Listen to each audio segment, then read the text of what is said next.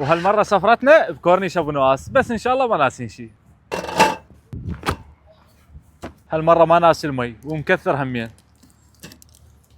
الطاولة جهزت والغراض كلها كاملة، بقت لنا شغلة واحدة اللي هو الأكل. من راح نجيب؟ صدق شو ما جبنا شي. هالمرة غراضنا كلها كاملة، بس ناسين أهم شغلة اللي هو الأكل. بس مصطفى عنده الحل، رأسا شال الموبايل وخابر على أبو طيبة فرع الكرادة. وهسه وصلت صينية المشاوي.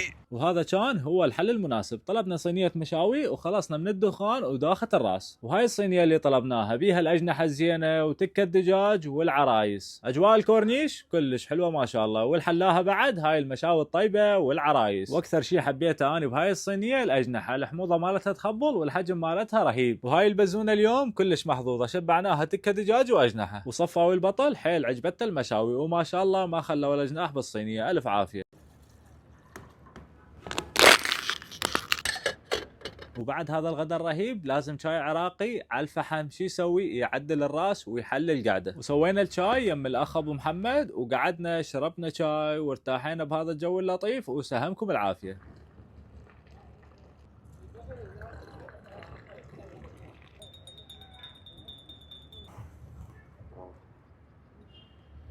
وهسه اكتبوا لي ايش وقت اخر مره طلعتوا هيك سفره حلوه ويا اصدقائكم.